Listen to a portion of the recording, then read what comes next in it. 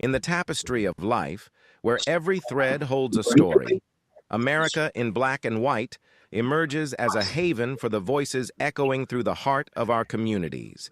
In this podcast, we wade through the rivers of our collective experiences, celebrating the vibrant hues of change brought forth by the whispers of hope and the roars of action. It's more than just a conversation.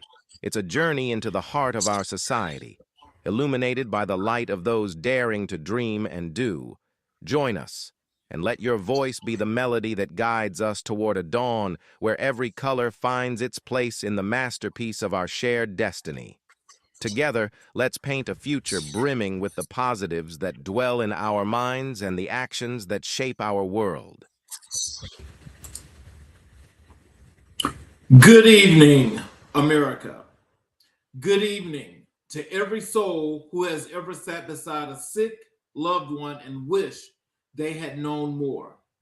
Good evening to every family that navigated a health system not designed for them and found their way through anyway. Good evening to every community worker, every home health aide, every neighborhood healer who showed up without fanfare and gave everything they had. You are the reason we are here tonight.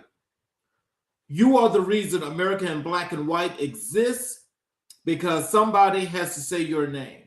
Somebody has to stand in the light and tell the truth about who built this nation, who healed this nation, and who is still saving it today, one life at a time.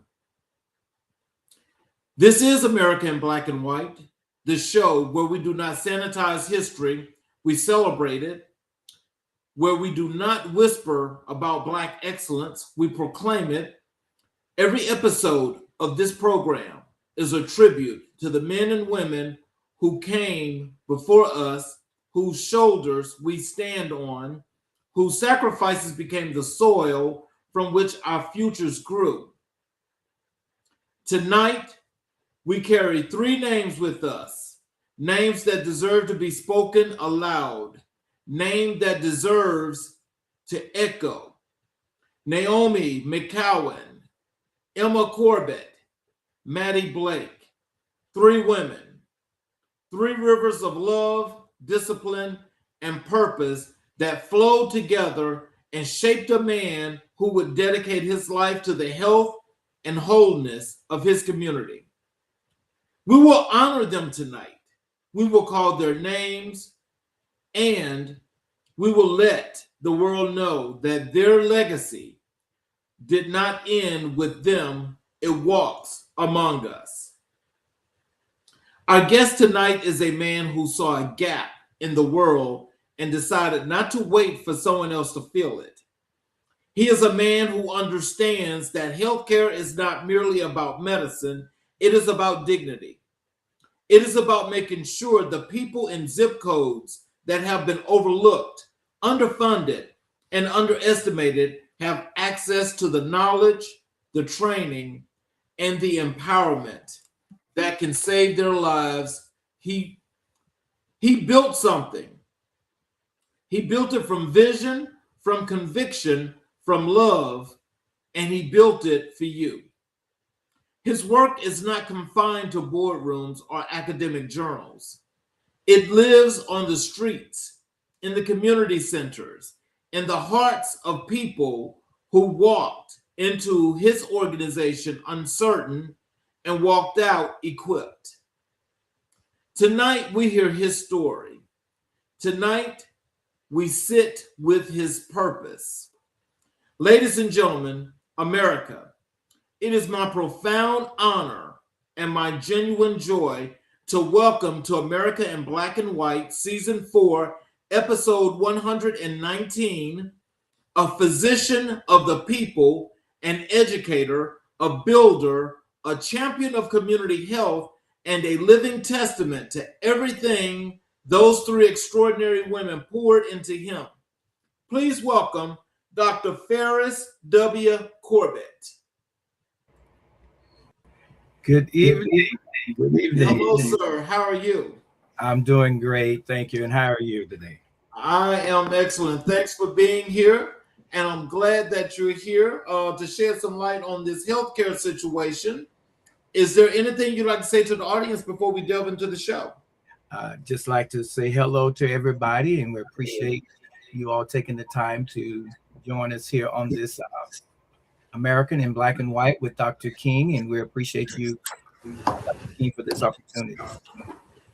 Well, I want to thank each and every individual before we get going. I want to thank each and every individual that's here tonight. And I let you know that I appreciate you for supporting us. Those who support us every night, I appreciate you as well. And I hope you guys sit back, relax, and enjoy this wonderful show here. Dr. Corbett, I like to start, as I do with every show. That is, I like to give the audience the opportunity to learn a whole lot more about you before we delve into the really good things that you're doing. This is what I call your origins and upbringing. So, Dr. Corbett, take us all the way back to the beginning. Where did you grow up, and what was the texture of that community? What did it feel, smell, and sound like to be young Feris Corbett coming of age in that place? Thank you for that question, Mr. King. I was born in a city called Valdosta, Georgia. During that time, it was a fairly small little town, but it has grown into a metropolitan area as of this day. Coming up in the community that I lived in, everybody knew everybody. If you were doing something wrong, and a neighbor saw you, they would say something to you, and then they'd say something to your parents, and it was just a well-knit community, and everybody looked out for everybody. And like I say, everybody knew everybody, and just make sure everybody was safe. Wow. When you think about the neighborhood or environment you were raised in, what were the early signals, the experiences, or observations that began pointing you toward health, healing, and service to others? One of my desire, I always wanted to be a physician.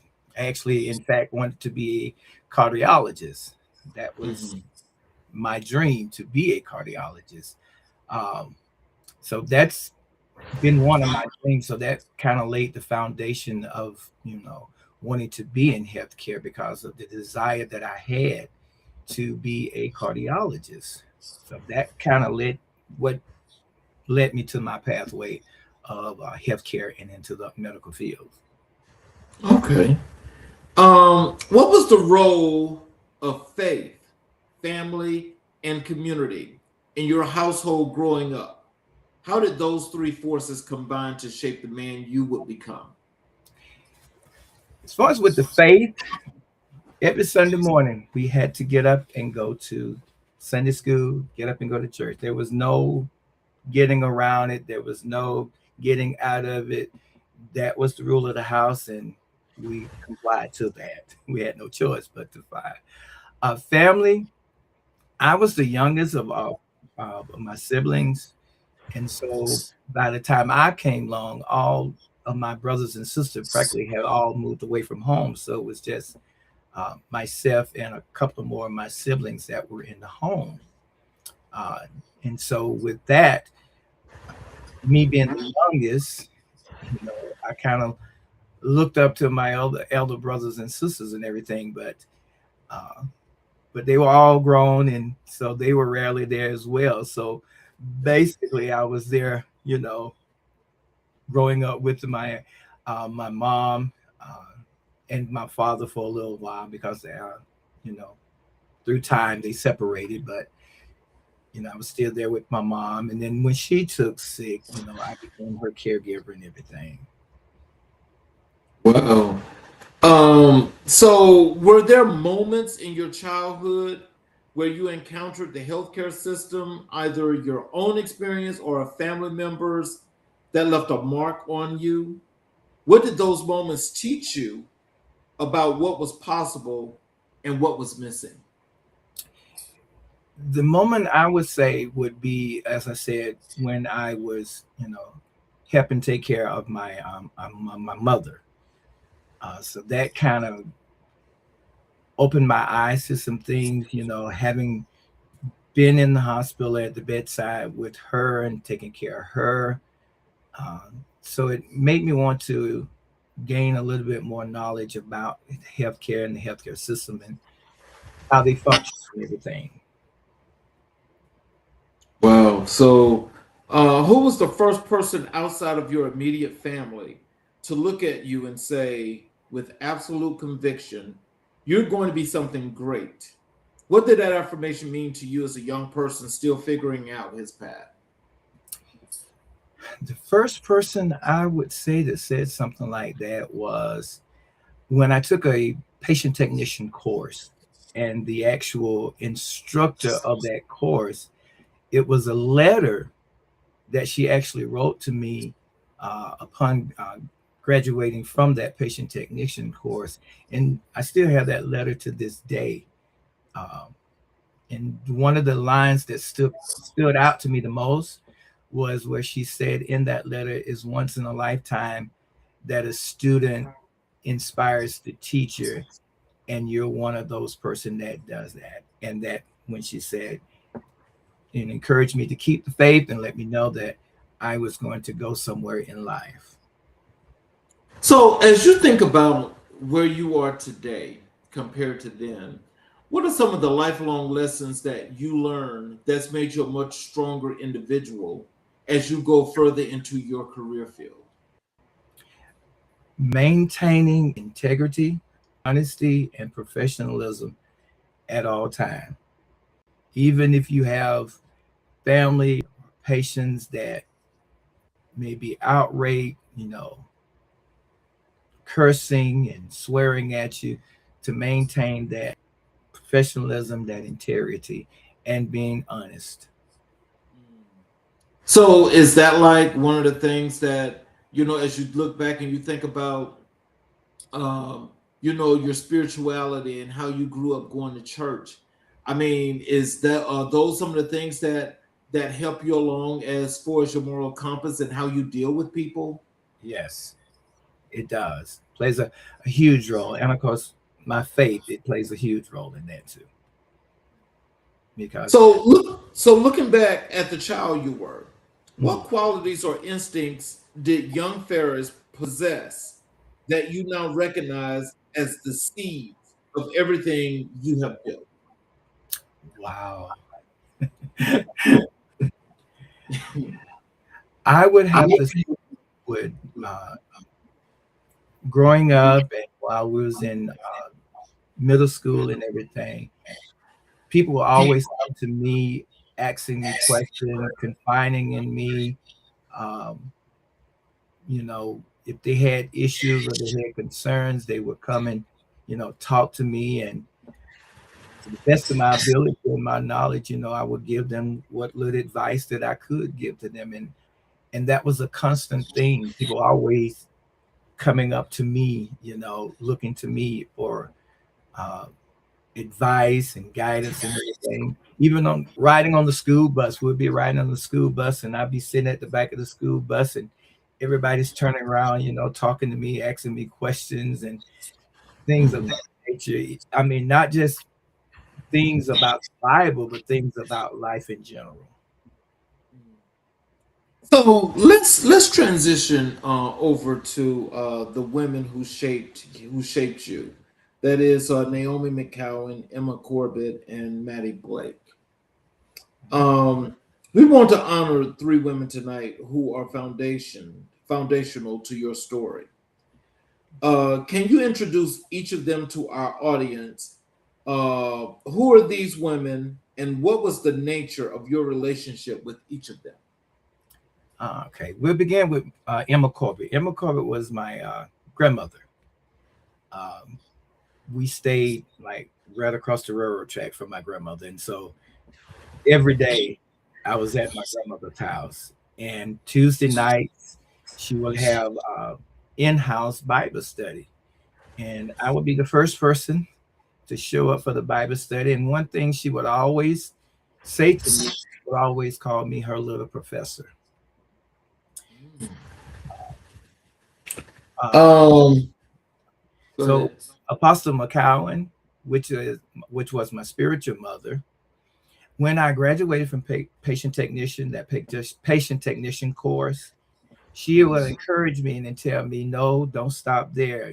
She encouraged me to go on to get my LPN license. She told me, don't stop there. You can do better. Keep going.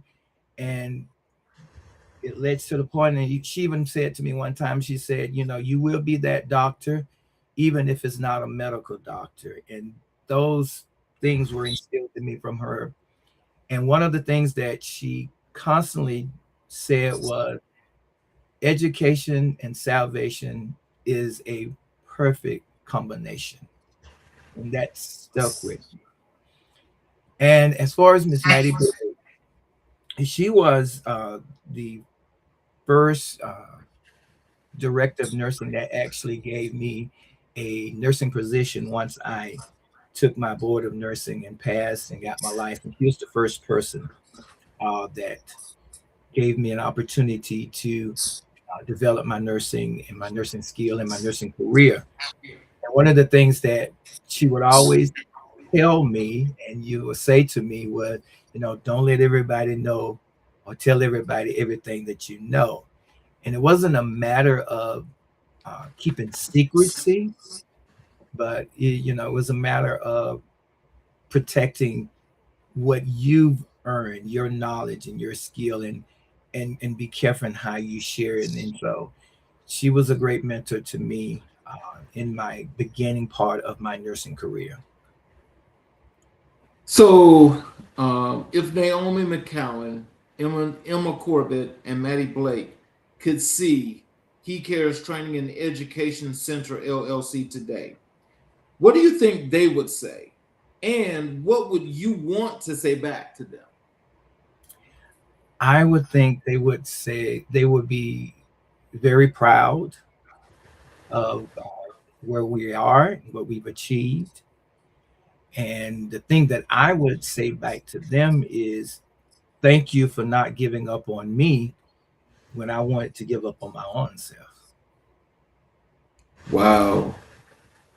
There's something powerful about a man who credits women, Black women especially, Black women as architects of your greatness. What messages, what messages does that send to the young people watching tonight, both about honoring those who came before us and about the irreplaceable role of Black women in our communities? It's important and is foundational to stand upon those ones that have gone before us and paved that way, and that have been an instrumental and a role model and an influencer in your progressing toward becoming an adult, towards coming into your career and into your development. Um, as you notice, nowadays a lot of I would say single parents, if you allow me to say that, a lot of the single parents, women, um, some of them don't have the affordability to take that full time with their child or what have you, or a person, because of the way society is now. They're having to work full time and try to raise a household.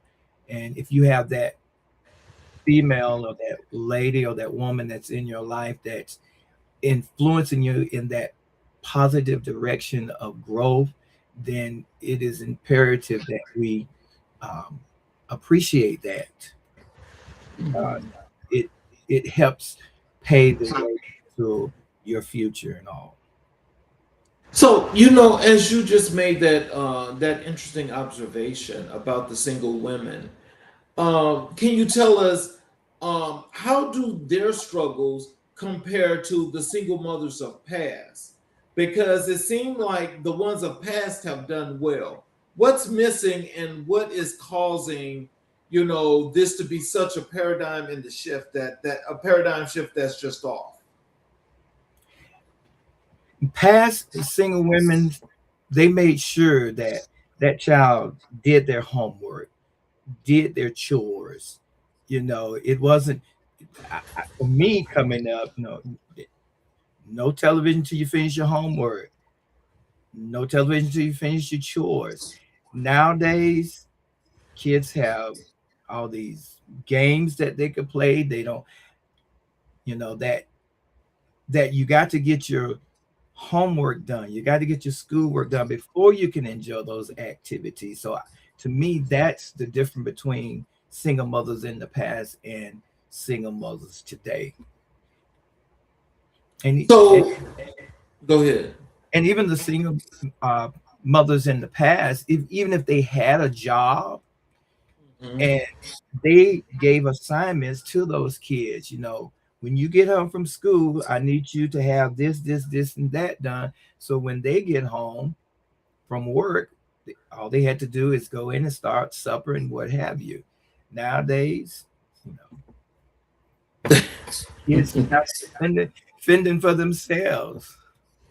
Yeah, but so I mean, because I understand that, especially in our communities, that situation is one that can go on and on and on and on.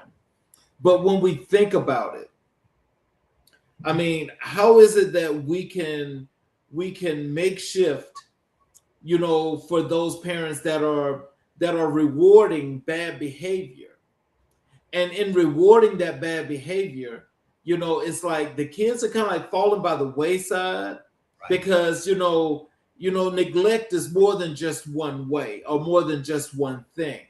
Sure. What are some of the things that you think some of these single mothers today can take, as a lesson from those women of the past? Because those women of the past were strong and strict disciplinarians. Yes. And I think part of too is the culture of society today, because if a parent tried to discipline their child in today's society, the possibility of them going to jail for disciplining their child or being, themselves disciplined from having to discipline their child, that to me is something that we can look at and try to find a root cause, why. And a lot of times, Mr. King, a lot of the kids nowadays, their behavior is not so much as them having issue. It's the fact that if we can determine, why is this kid acting like this, and find that underlying cause, it's not so much as, what's wrong with them. It's more of a question of what happened to them. So there has to be something that causing this behavior. Right. Well, I really do think that that's an actual interesting synopsis where I think it deserves to be explored, because I think our parents, whether they're single or if it's a two-couple household, I think we've got to go back and we've got to do some work on the parenting, because there's still a disconnect somewhere between that parent and that child, education and everything else that goes with that child. Right. Let's transition over to your educational journey and your academic formation. Walk us through your educational journey from your earliest school years to your highest academic achievements, and tell us what was school like for you, and at what point did education transform from something you were required to do into something you were driven to pursue? Oh, thank you, Mr. King, for that one. Well, beginning, I didn't really like school. I hated school. I hated it. But as you said, it was required. And that's it, I had those parents, you're going. So when I thought that I became old enough that I could make my own decision, I dropped out of school. I dropped out of high school. My junior year, I dropped out of high school. And going back to my spiritual mother, Apostle McCowan. Um, she was such an inspiration. As I said, that statement of hers, salvation, education, and salvation is the perfect combination. It ringed in my ear. And so what I did was, and her encouraging me to, go on back, don't stop there. So what I did was I purchased a GED book, and I studied that GED book for maybe about a month and a half. And I made the statement to God, and I said, Lord, you say faith without work is dead. So my work is I've studied this book, and now my faith says when I go take this exam, I'm going to pass it. And so I went and I got my GED. And then it was after I got my GED that I decided to go into nursing, just to see, because as I said, I wanted to be a cardiologist.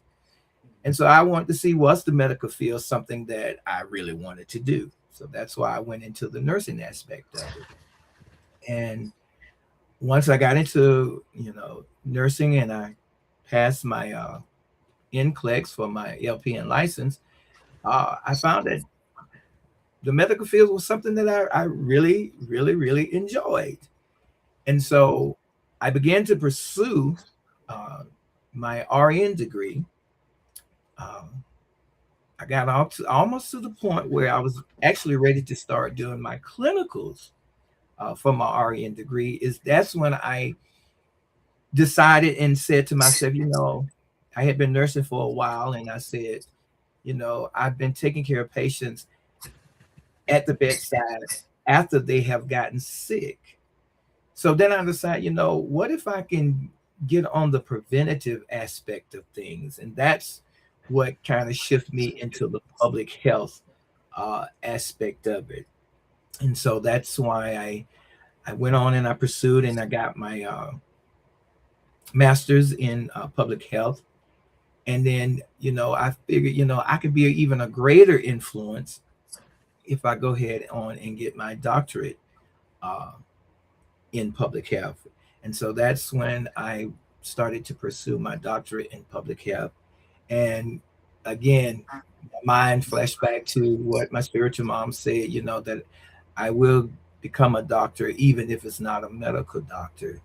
And so now I'm on the spectrum where now I'm trying to provide education on preventative measure, trying to keep our community from getting to the point that they wind up in the hospital.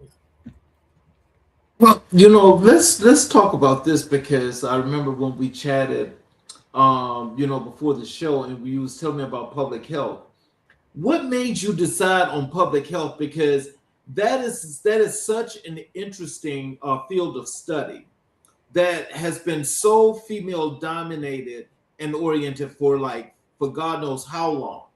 What I've discovered in some researches as of lately here in these last 10 to 15, 20 years is that now there are an enormous amount of men that are getting degrees. They're in the public health aspect of career journeys. And what I'm finding more so is that there are more Black men that are in that field. So can you tell us what was so enticing about public health, other than, this personal journey of yours, that made you want to make this a career? For me, it was because public health doesn't just look at an individual, it looks at an entire community.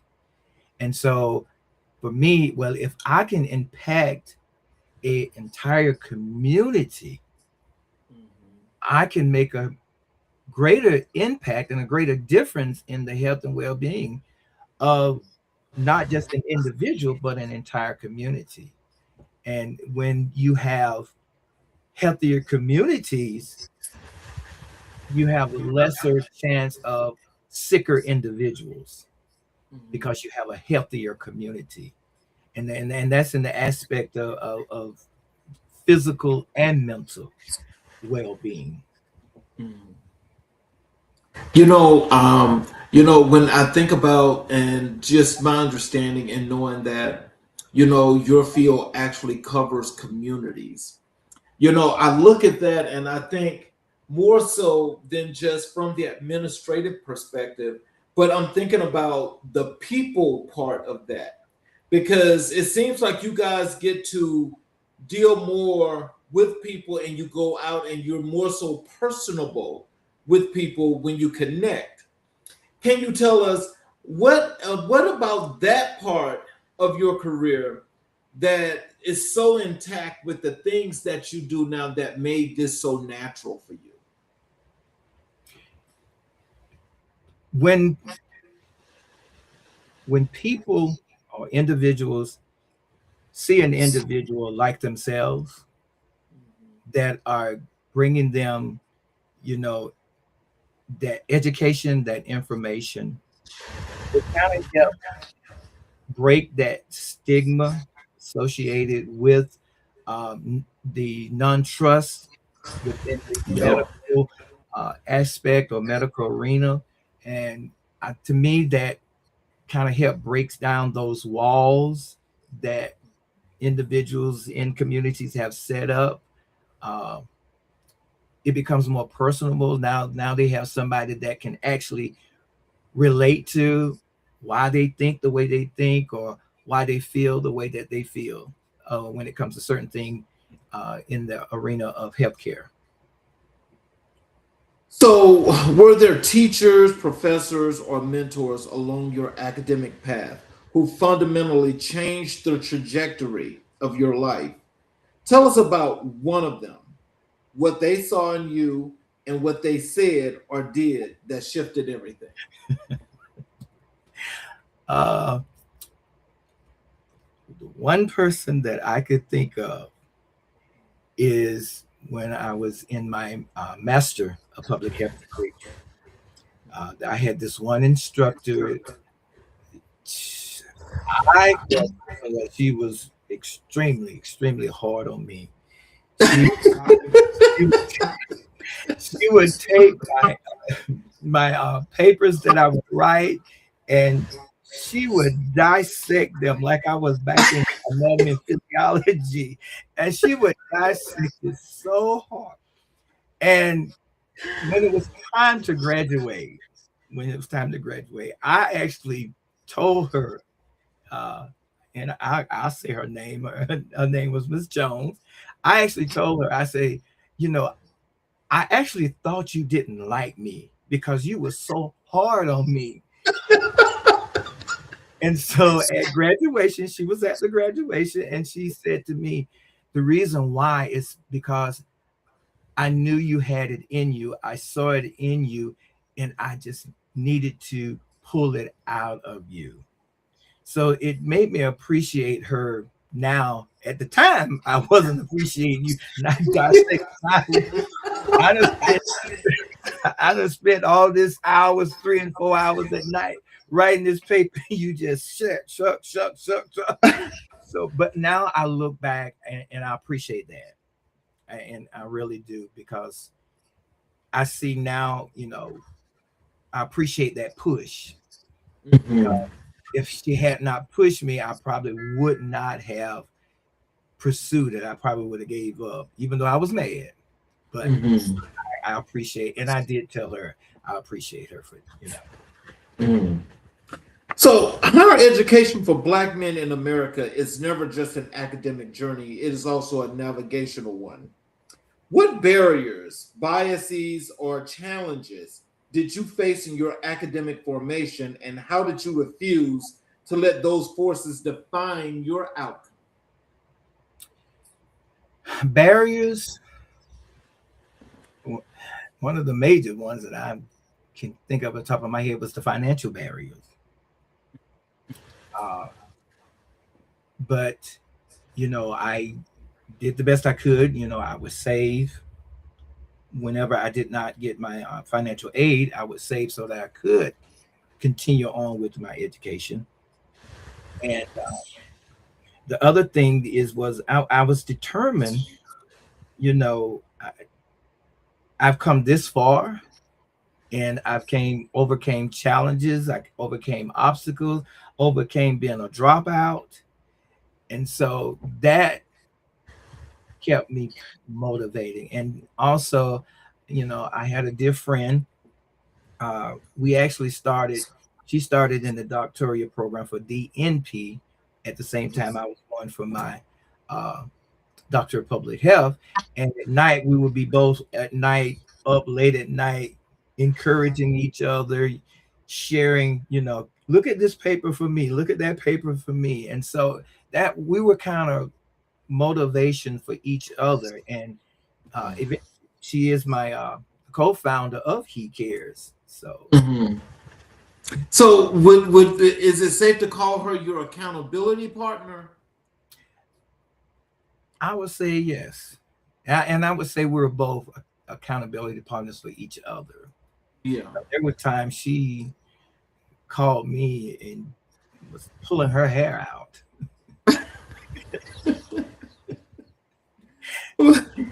So can you tell us, when did public health emerge as your calling? Was there a specific course, a clinical experience, a paper you read, a conversation you had? What was the moment you knew this was the field where you were meant to make your mark? When I was researching about the public health field and researching about what school I wanted to go to for the public health. But the main thing is when I was starting to research about the public health field, what all it entails, what all it involved.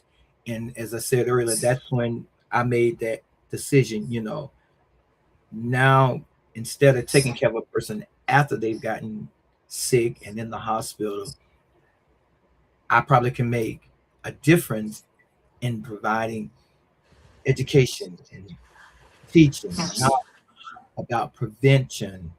And that's when I started along the public health journey, making that choice from caring for an individual to caring for communities. And that's when I got on it. But it came from me researching about public health and what it entails and what's involved in public health. That's how I got on the public health journey, doing the research about it. So, how did your academic training intersect with your lived experience as a Black man in America? How did you reconcile or integrate what the textbook said and what you had seen in your own community? Again, I would have to say some of the social determinants that we discussed in my public health course, and the stigma associated and the around the fear of going to a doctor, not trusting doctors, not trusting hospitals. Those are some of the things that was in the community, and those are some of the things that I saw in my academic studies about those social determinants and how that individuals had this fear or this stigma or this mistrust that's associated with the medical field and the healthcare system as a whole, and the fact that the healthcare system was not beneficial to people in my community, so to speak. But as we was doing our academic studies on public health, I began to see, and that began to, okay, I can make a difference. I can help minimize some of this distrust in the healthcare system. By someone seeing a person of my myself, someone like me, like someone like them, the people in our community. And so I could help kind of minimize that distrust and be more of an encourager. Go get your prostate exam done, especially African American men, prostate exam. Oh no. And so, in my academic study, realizing that, early detection could help, prevent you from getting to that stage 4 of prostate cancer, by having those screening. And so as I was doing my academic, learning this thing and learning how to communicate that to, people of our communities and let them know, hey, you know, this is a preventative disease. Or if caught early, detected early, again, and even with women's and their breast exam, while you're in the shower, go ahead and do your breast exam. And a lot of people don't understand that men also can get breast cancer. Yes. So that's so. Go ahead. So that's why, with my academic and public health, I feel like I can, reach out better to the community. Let's talk about this key word I've heard you mention more than one time, stigma. Tell us about how the stigma works when it comes to our community and, having to go to a doctor and deal with somebody that don't look like you. Let's say you come from a gender perspective and you got men, a lot of black men hate going to the doctor because they just don't want to go or they just have a distrust period. And with our women that go all the time, but it seems like the medical field or the medical profession has got this thing where it's against the black woman and her health. Tell us about that. How does the stigma work that really we need to work on in order to make this a whole lot better in our community? A lot of it is generational thing that's handed down. It's more of a learned thing, if because you've heard parents, grandparents say certain things about, I went to the doctor and they just put me on all this medicine. They didn't really pay attention to what I was saying. They didn't really hear me. So that trickled down to today's generation. That it's more or less like, then you take the example of the Tuskegee Airmen, the experiments that done, that was part of that stigma.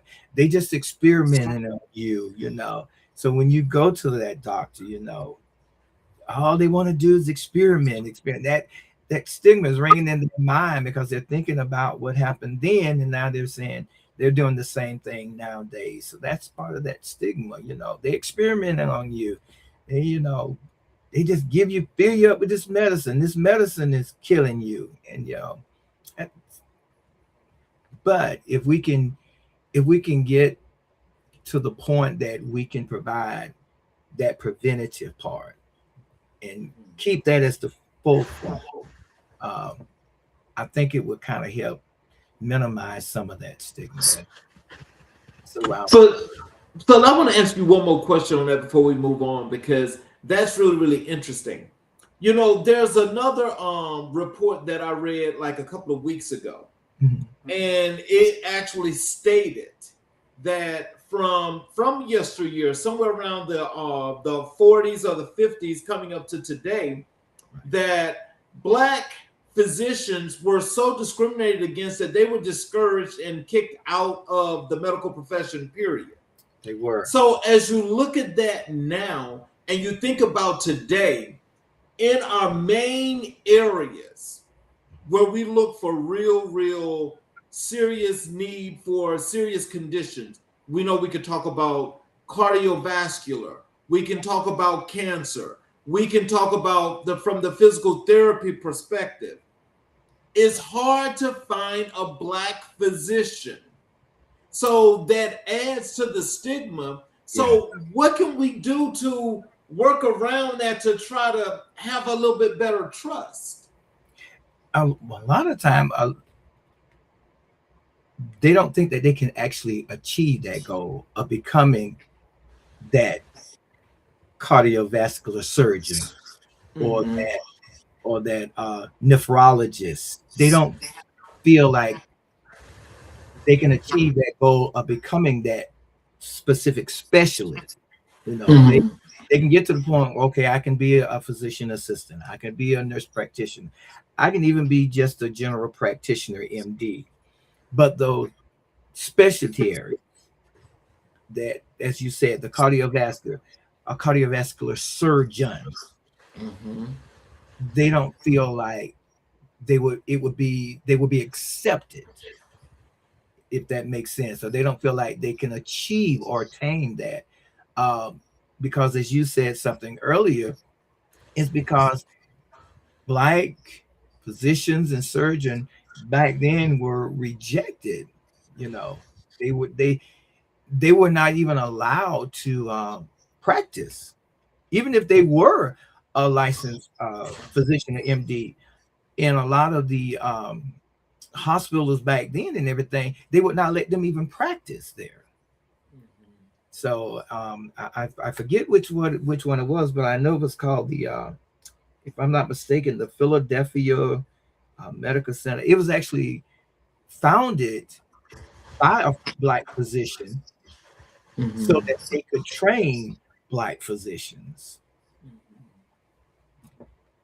So I think beginning in high school and college, there needs to be more encouragement to pursue those type of professions, and for curriculum that, you know, leads or lean into that encouragement to pursue those types of careers as a specialist and things like that,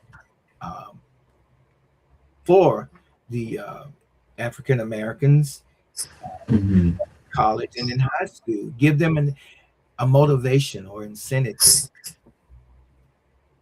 So, what advice would you give to a first generational Black student sitting in a college classroom right now, feeling like the only one in the room, perhaps the only one who has ever sat in at the family's chair at a university?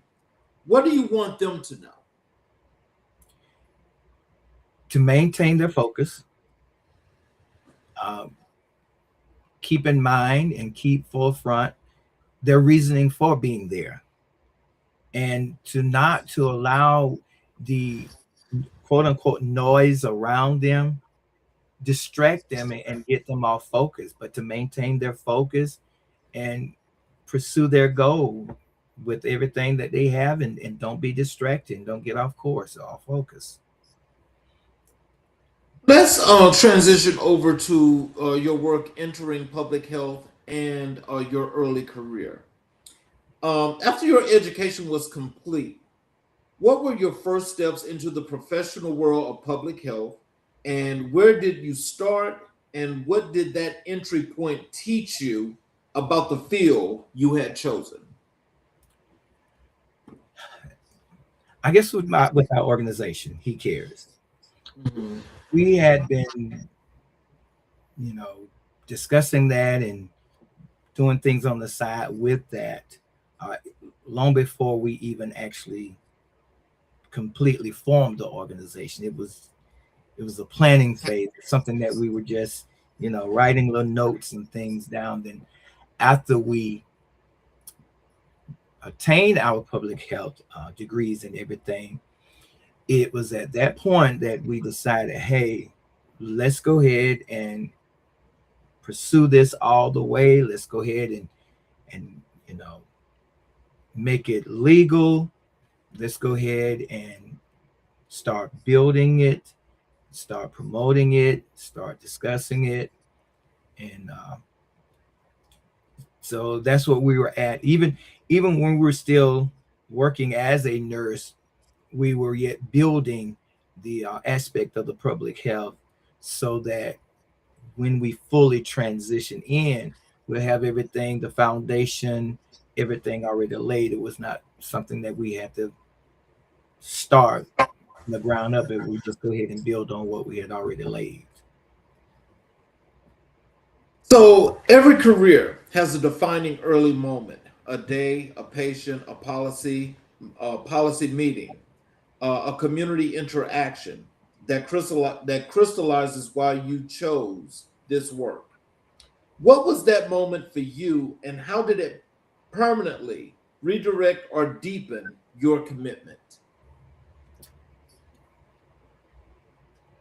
I would have to say when we did a workshop. It was talking about faith and mental health. We did it at we did a workshop at this church, and I believe it was at that point that it was sealed because of the turnout and because of the comments that were made after we did the workshop and the inquiry that people were asking and inquiring about after the workshop was completed, and the words of encouragement from the end of people that had attended the workshop. Um, and one of the things that really struck out to me is when some of the attendees says, this is needed, it's needed on a continual basis, and you need to keep this going. So that was kind of at that point, I was like, okay, I'm I'm in the right vein. Okay, that's what's up. So it was then. I guess that means then you had your feet wet, so you was already set in, and you just ready to dig in and go deeper and deeper and deeper and make this thing work. Right. Yes. And then shortly after that, we actually received an invitation to do a be a part of a I guess you would call it a workshop again at Morris College in Sumter, South Carolina. Now that was the I guess the icing on the cake, um, because it opened up some other doors to do more seminars, more workshops, and everything. And so, yeah. So the early years of any career carry their own unique set of pressures, proving yourself, navigating workplace culture, establishing your voice. As a black man in public health, what specific obstacles did you face in those early years, and what tools, internal and external, help you overcome them? Hmm. Uh, I guess I would have to say, hmm, it's a good question. It's a good question.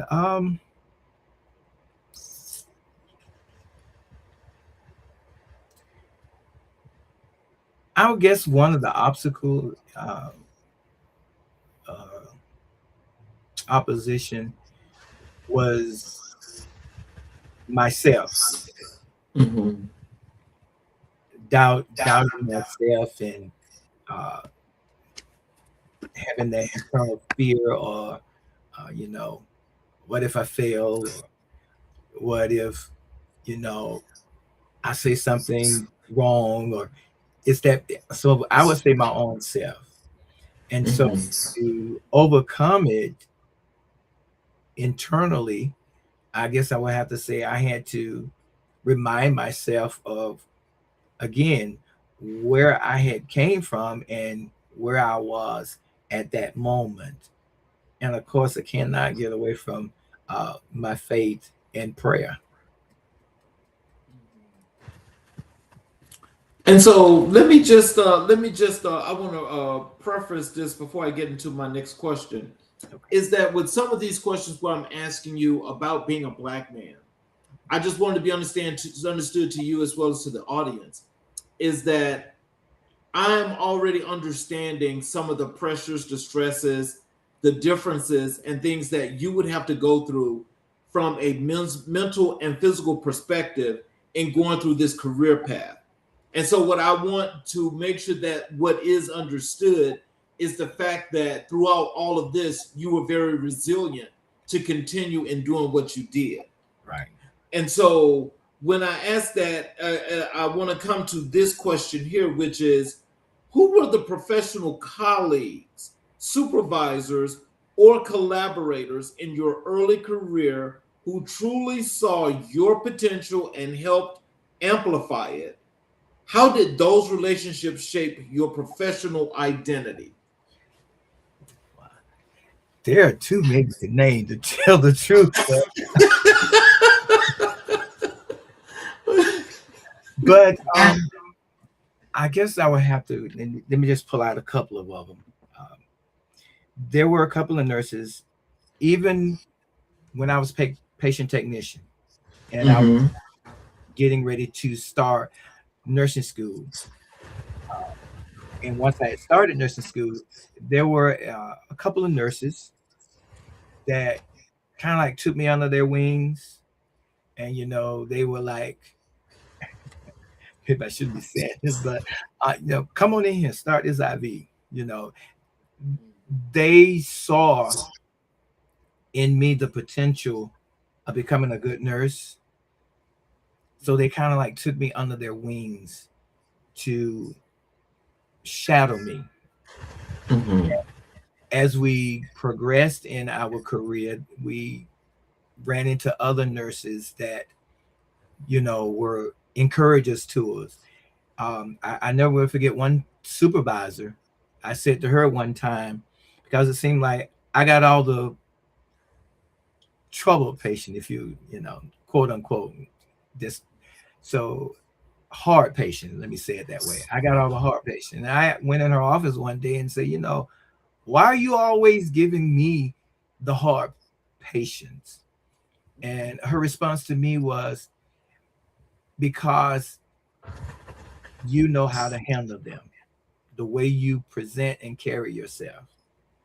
So to me, that was letting me know she had confidence in me as a professional over nurses that had a higher level of education than myself. So to see that in me and have that confidence and that trust in me, it motivated me more.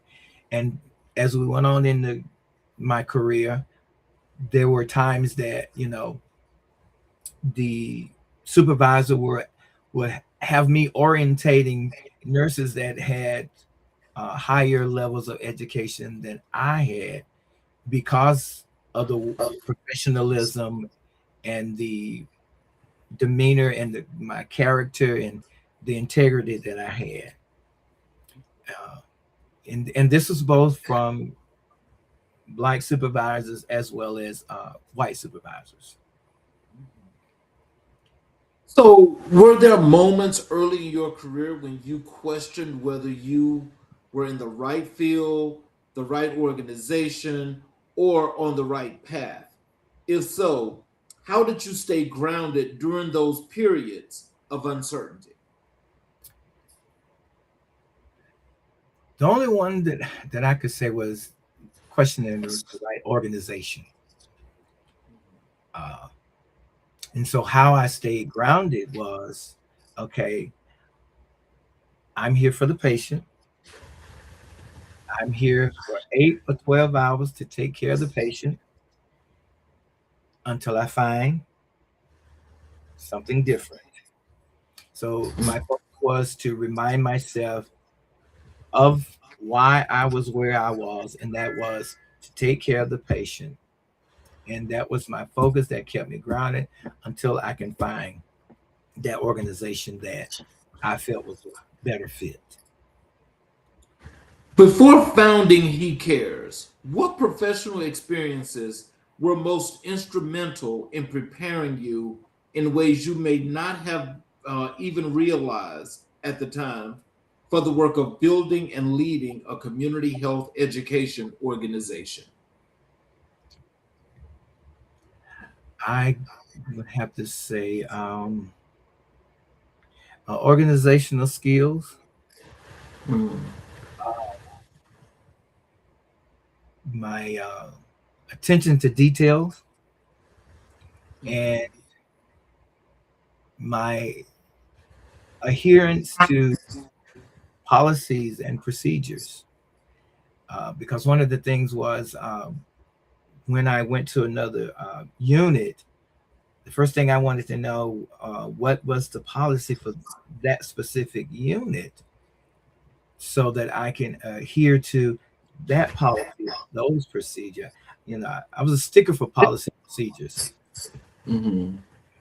Following the rules. following the rules, and you know, I could, because I want to make sure if I'm being challenged, you know, that I have the tool to question why I'm being challenged for whatever reason it might be, according to the policy. See, I think when you think about policies, you know, some people feel like, and I guess it just depends upon the individual.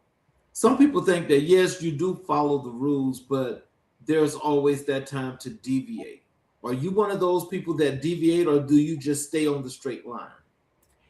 I deviate depending on the circumstance. Okay. And so let's talk about your founding of He Cares Training and Educational Center. Let's talk about the birth of He Cares. Take us to the exact moment or the season of life when you knew you needed to build something of your own. What was the gap you saw, the pain point you simply could not ignore anymore?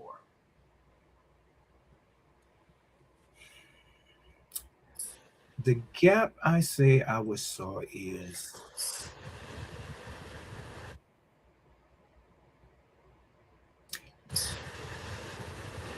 the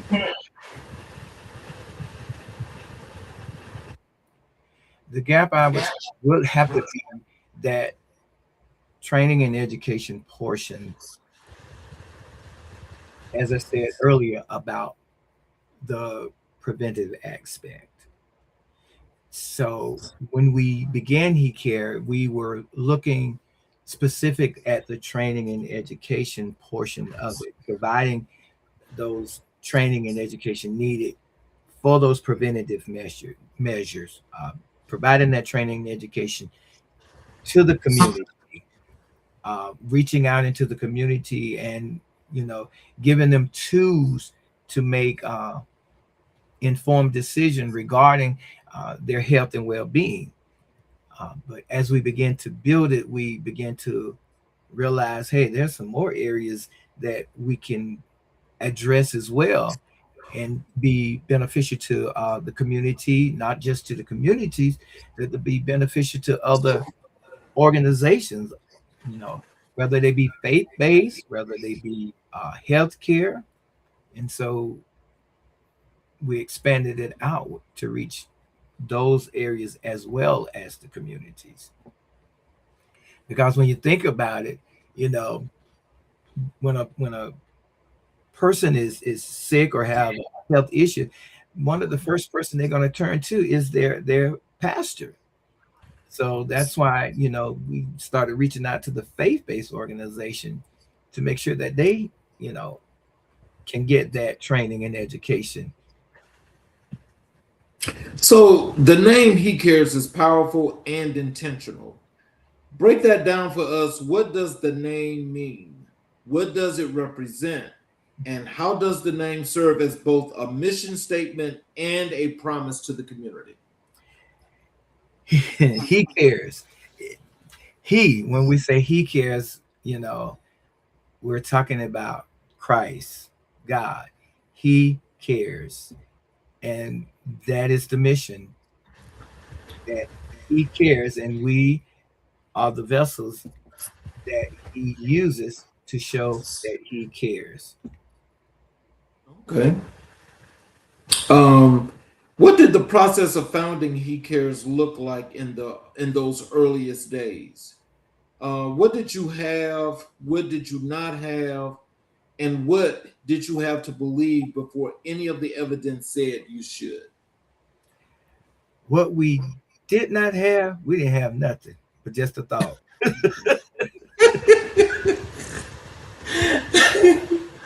Hey, that's all we had, the thought. Um, so we start doing research and find out what do we need to get this organization started. What do we need to do to get it uh, recognized by the state? What do we need to do about getting it licensed? So we did all those research, and then as we did those research and find out, then we said, okay, we got all this information. We need material. So we started developing curriculums. We started developing programs. We started developing support groups, and we built it up from that. So tell us about your co-founder and partner. Tell us what her name is, and tell us what her role is in the company, and how are you guys doing at this point? Okay.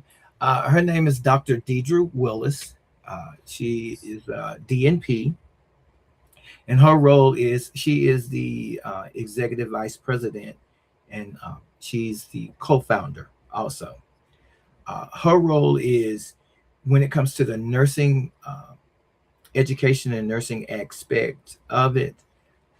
She helps to make sure that when we do because we do offer some continuing education hours, she makes sure that those training and those workshops and those seminars are meeting the goals of nursing education so that they can get approved for those continuing education unit for specifically nurses.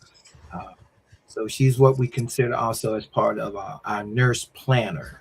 So she helps with those things of the nursing aspect, and she also helped, teach some of the workshops and some of the seminars, and she also do part of when we do our podcast. She's also a host on the podcast, and she helps with that as well. Wow.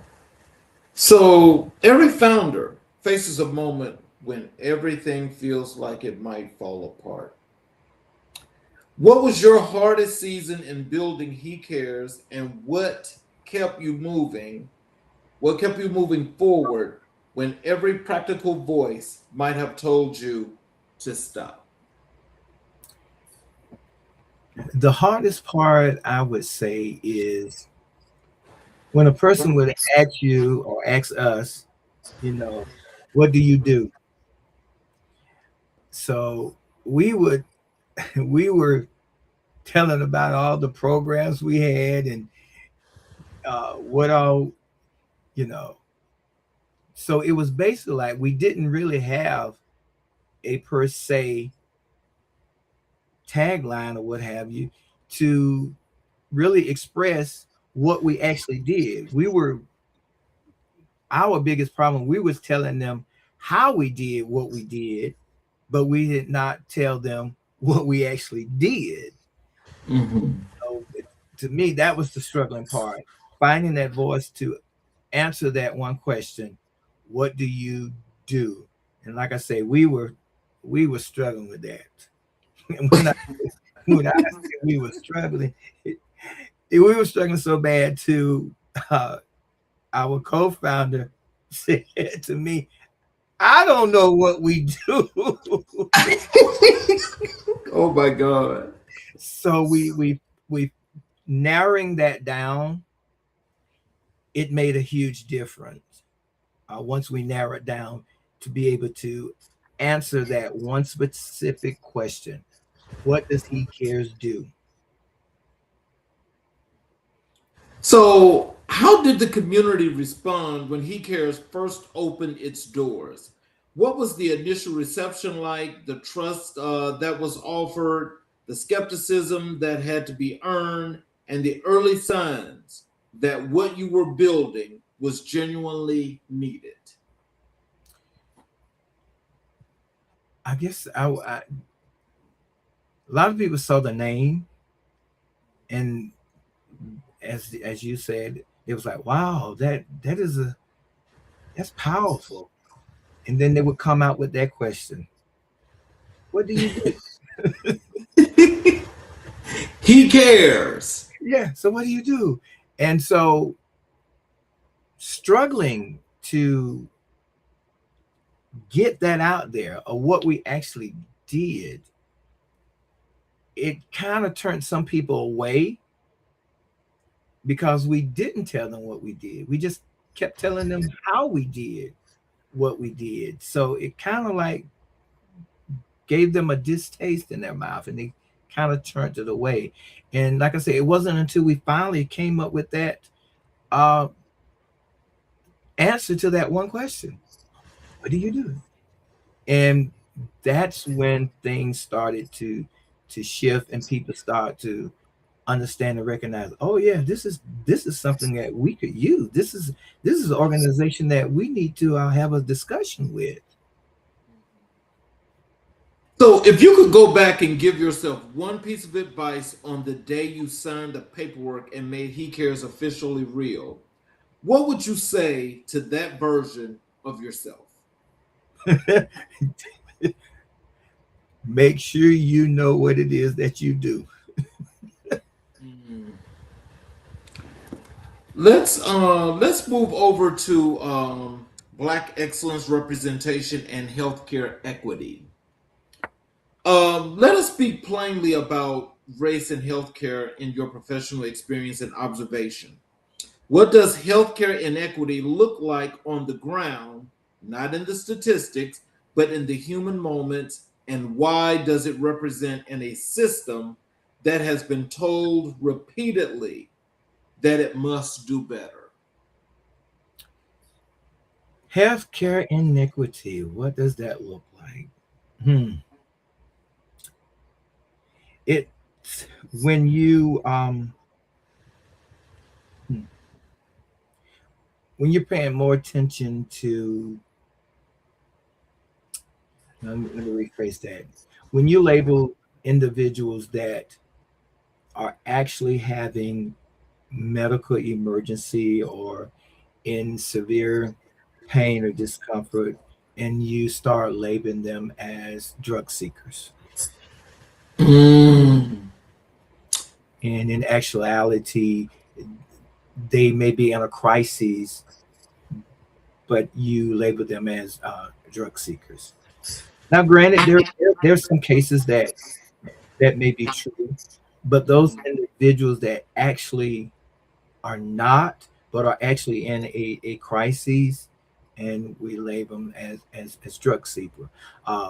I give a point an example. I know personally of a young man who was in sickle cell crisis, and they labeled him as being a drug seeker. And he wound up having to actually be admitted in the hospital because they realized that he was in sickle cell crisis. You know, I had a healthcare worker here on the show a few weeks ago. He's up in Canada. Okay. And he said to me on this show, and he used the exact same example that you used. He said that there was a young man that came in and was going through a sickle cell crisis. Wow. And the people were saying, his white colleagues were saying that he was a drug addict, and he had this thing about pain, and he's just trying to get drugs and so forth. And the guy had got to the point where he was like really, really, like at a dire state. Yes. When you saw that, and you know that this was not the case, what were some of the things that was going through your mind as you are witnessing and listening to this distortion that could possibly have caused someone their life?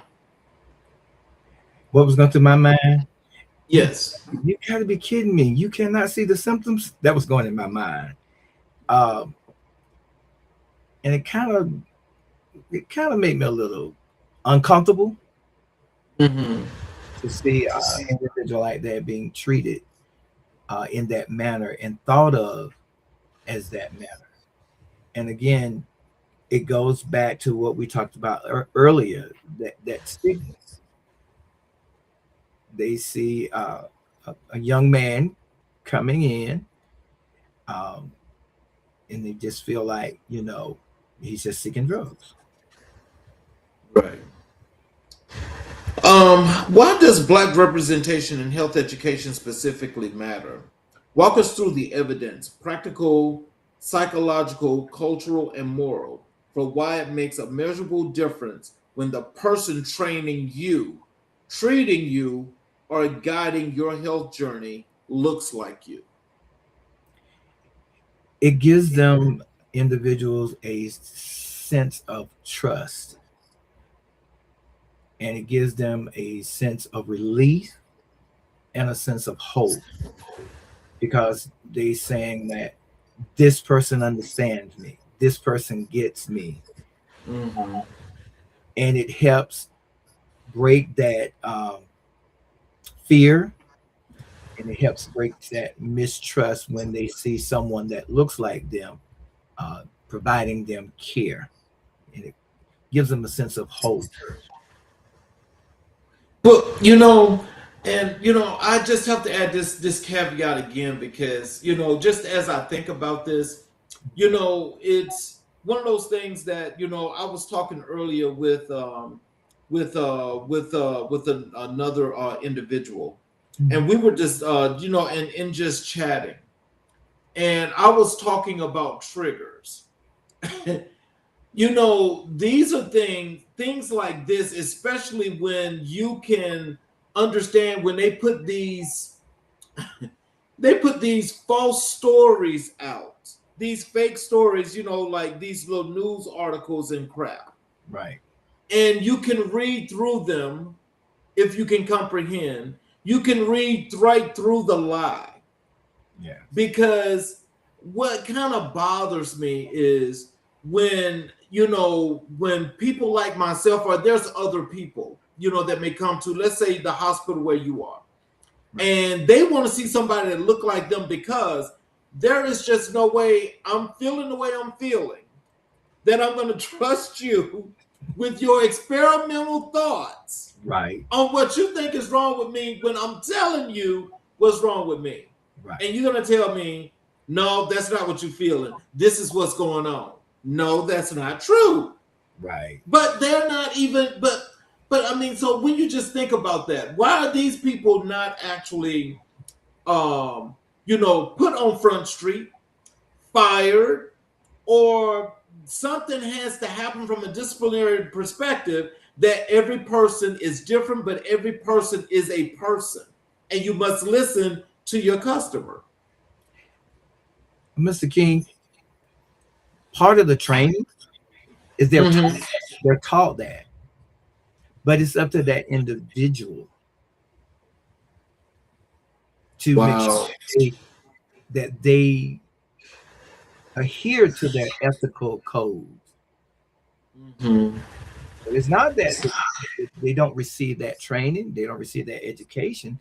It is that they do, but it's up to how they, once they're out in their practice, how they choose to carry out, like I say, those ethics codes, and to display those, ethics. So, and you said something about that triggers. Mm-hmm. Because a lot of African American people may have had a bad experience with an office visit or with a hospital stay.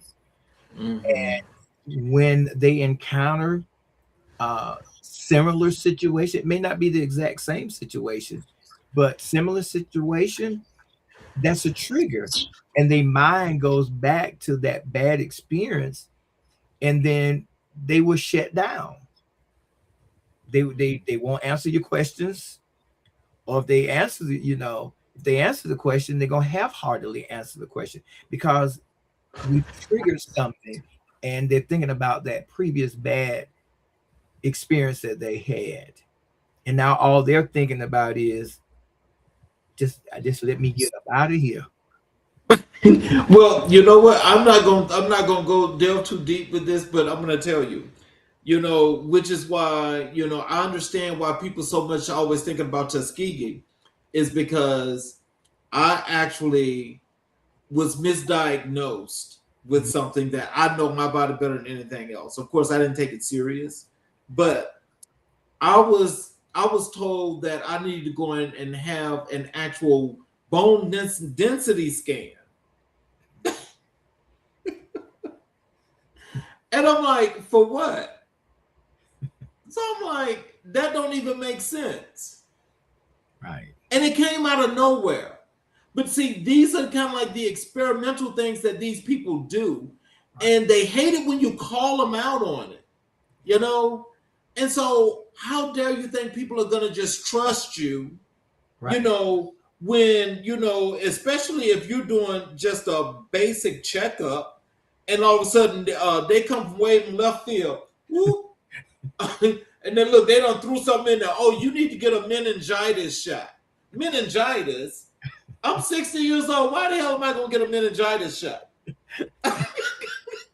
And too, Mr. King, what it is too, a lot of it is a lot of times, and it's sad to say, but they also look at your insurance.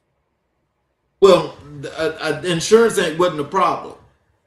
No, I'm not saying your case specifically, but I'm saying in some instance.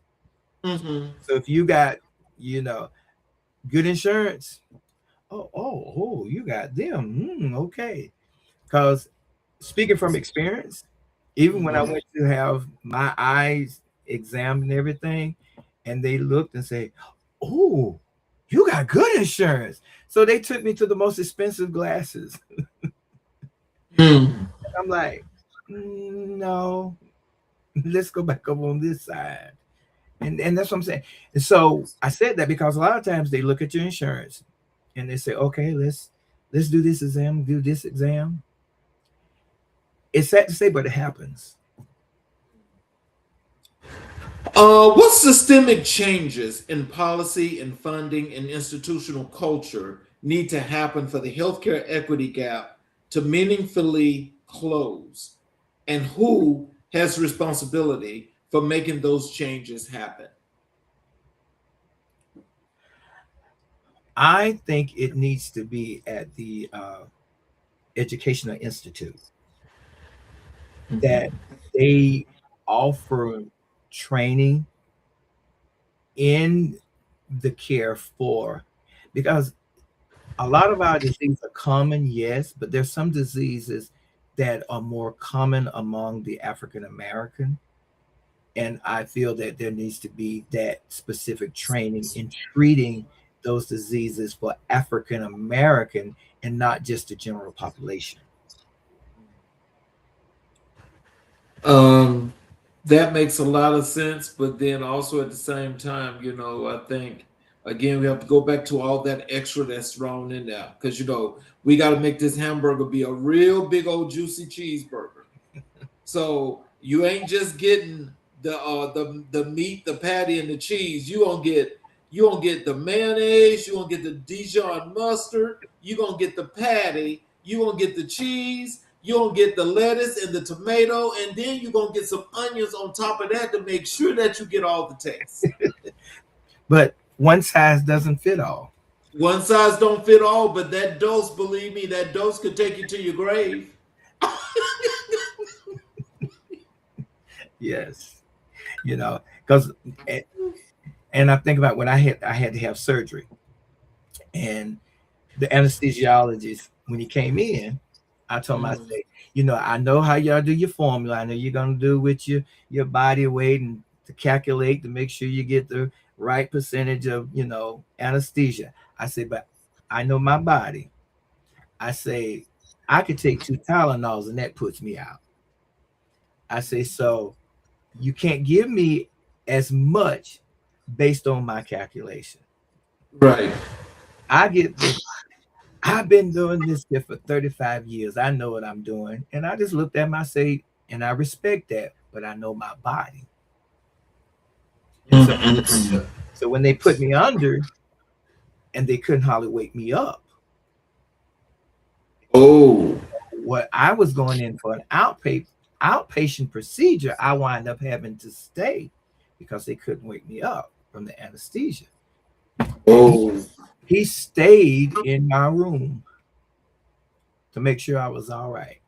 And when I finally was able to come out from under it, I said, I told you, Tylenol puts me out. wow. So again, something that you said, you know your body. Yes. And we as healthcare professionals, we have to listen to what the patients say, not what our textbooks have taught us. Yeah. Yeah, because that doesn't fit all. no, because them folks sure don't believe one size fits all. If you black, you get, and black people get this, so y'all all get it. Y'all all get the Tuskegee experiment. Y'all all gonna get some syphilis. And let's see who survived. Yeah. So, and that's where that mistrust comes in at. Black excellence in healthcare is not new. It has long extraordinary history that has been consistently under-recorded and under-celebrated. Who are the Black healers, educators, and healthcare trailblazers from history that you want to lift up tonight? The ones whose stories the American public deserve to know. From you. Ooh, that's deep.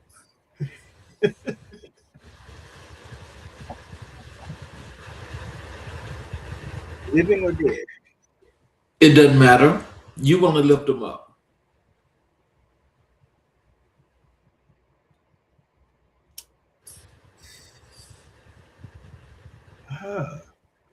That is really taking me down an avenue that I've never thought about.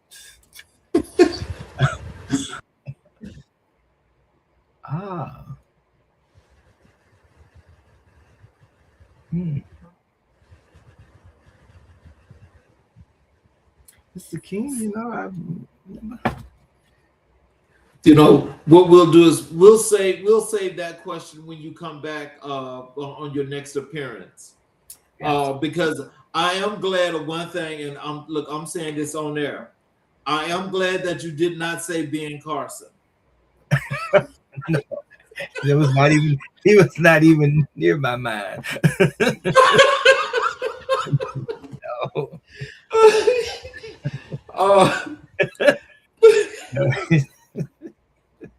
For Black men specifically, healthcare engagement, seeking help, going to the doctor, talking openly about mental and physical health is still stigmatized in many corners of our community.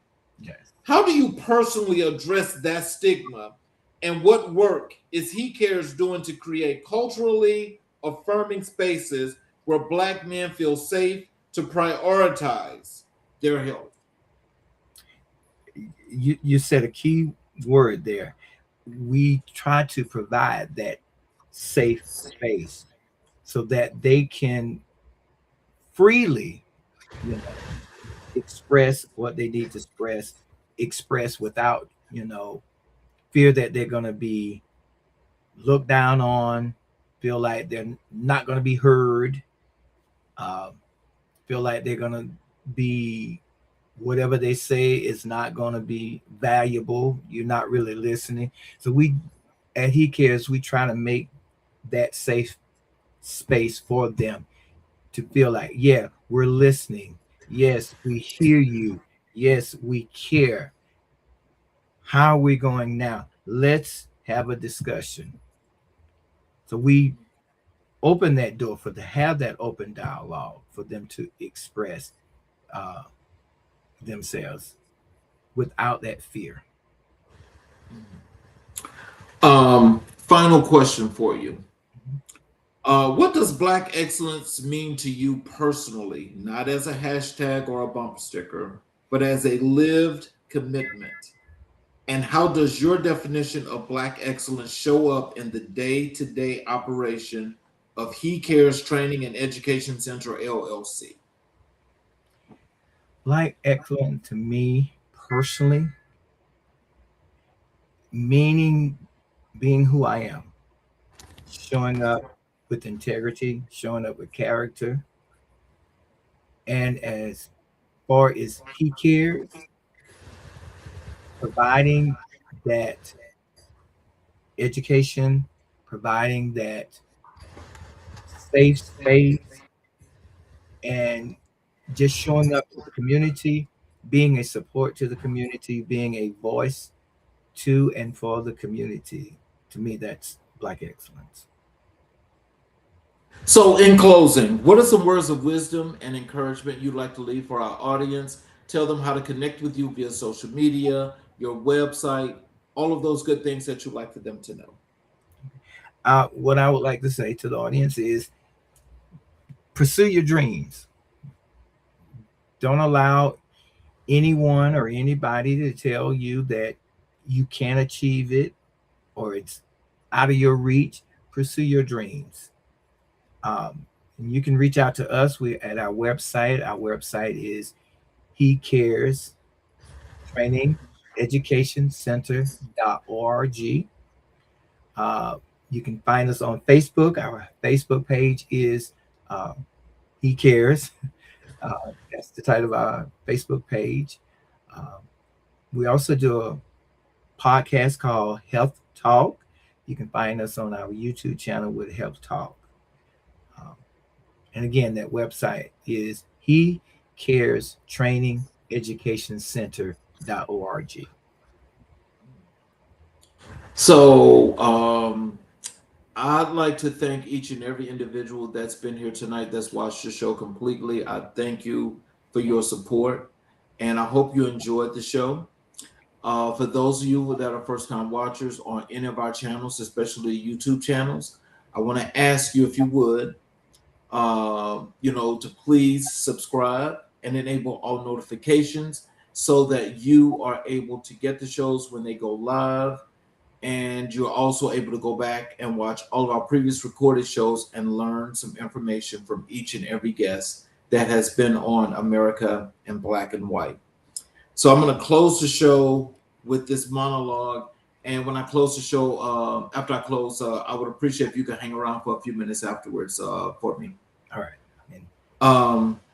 America, what you just witnessed tonight was not simply an interview.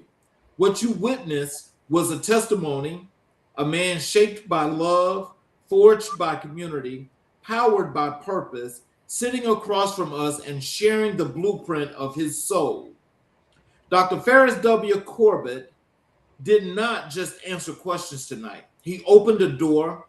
He pulled back the curtain on what it looks like when a human being decides what the needs of his community are greater than his own comfort, that the gap between what exists and what should exist is his personal responsibility to close. This is not a job description. That is a calling. And tonight, we were all privileged to sit in the presence of a man who answered his. We began this evening by calling three names: Naomi McCowan, Emma Corbett, and Maddie Blake. And as I prepare to send you home tonight, I want you to call those names one more time, because their work is not done. Their work walked into your living room tonight in the form of Dr. Feris Corbett. Every program He Cares has ever offered, every student who has ever walked through those doors and emerged with new skills and new confidence, every family that is healthier because of the education his organization provided, every single one of those outcomes is a continuation of the love, the sacrifice, and the example those three women poured into one child. Legacy is not what we leave behind. Legacy is what we pour forward. And these three women poured so well that the world is still drinking from what they gave. So here's our call to action tonight, America.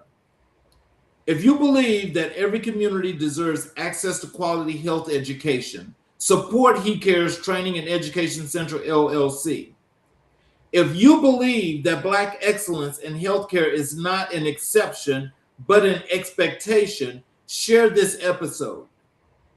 If you believe that the next generation of Black doctors, nurses, healthcare educators, and community health advocates deserve to see themselves reflected in the leadership of this field, do something about it today. Donate, volunteer, enroll, advocate, mentor, hire, invest. Do not let this conversation end when the screen goes dark. Let it begin something in you that does not stop. From my heart to yours, from the platform that exists to tell the truth about who we are and who we have always been, thank you for being here.